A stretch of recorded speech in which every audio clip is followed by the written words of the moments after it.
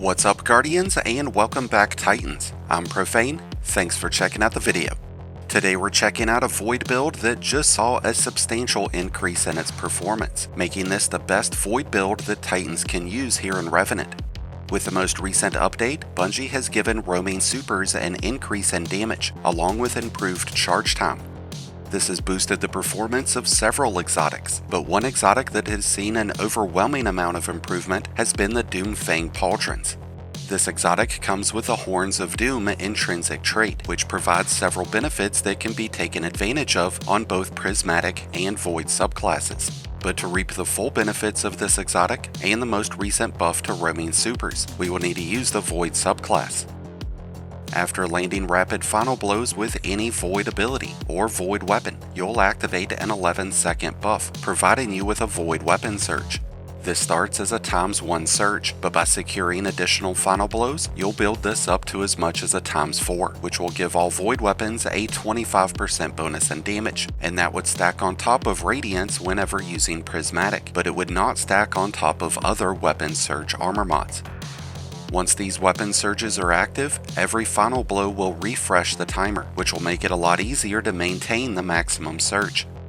When you defeat an enemy with your powered melee, you will instantly trigger that ×4 weapon surge. So no matter how you look at it, as long as we're engaged in combat, we're going to be able to maintain bonus weapon damage. With Prismatic subclasses offering Transcendence, which lets us spam our melee and grenade abilities, we will have a lot more opportunities to trigger that maximum weapon surge, along with the benefits of Radiance. The secondary benefit of this exotic lines up perfectly with the latest buff to roaming supers.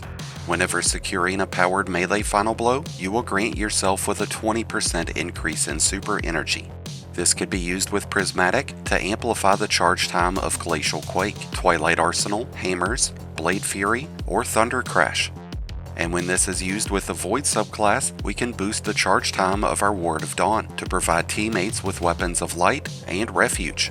But because of the third benefit that this exotic provides, we'll find it advantageous to use the Sentinel Shield super. Once Sentinel Shield is activated, your shield throws will regenerate 10% bonus super energy, and that will be 10% bonus energy off of each hit that the shields land. So if one single shield hits 4 targets, you're looking at 40%. So there's the potential of extending this super to upwards of 30 or more seconds, which will account for a lot of damage. In a recent damage test versus the Ogre boss in Grasp of Avarice, the Sentinel Shield puts up around 1.3 million points of damage over a span of 13 seconds. But with Fang equipped, we end up dishing out 1.8 million points of damage in around 16 seconds.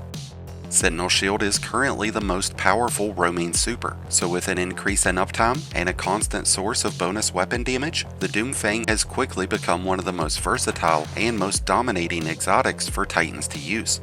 So let's go ahead and talk about the best way to build around this exotic. Since this can be used with 2 different subclasses, we will be including dim and mobalytics links for both variants down in the description. For the purposes of keeping today's video short and to the point, we are going to focus on the synergy that the Fang Pauldrons have with the Void subclass. And when it comes to our choices and aspects, we are going with Controlled Demolition and Offensive Bulwark. With Controlled Demolition, we will cause enemies to become volatile whenever we strike them with any of our Void abilities. Whenever volatile enemies die, you and nearby teammates will gain 90 points of health, so this will improve our survivability and our crowd control capabilities. And with Offensive Bulwark, we're gaining a second shield throw whenever we activate our Sentinel Shield.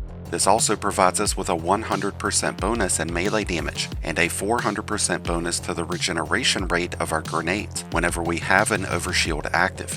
Our shield throw is going to grant a 15-point overshield whenever we strike enemies, and when we defeat enemies with our charged or uncharged melee, we will generate another 10-point overshield thanks to Offensive Bulwark. Whenever overshields are active, we will gain a 70% bonus in damage resistance, so between Offensive Bulwark and Controlled Demolition, we'll be damn near indestructible. We could extend our damage resistance significantly by utilizing Void weapons that come with Repulsor Brace, since this would provide us with another source of Void overshields. When it comes to our fragments, we are using Echo of Reprisal, which will improve the uptime of our Sentinel shield even more, as we'll gain bonus super energy whenever defeating enemies while we are surrounded.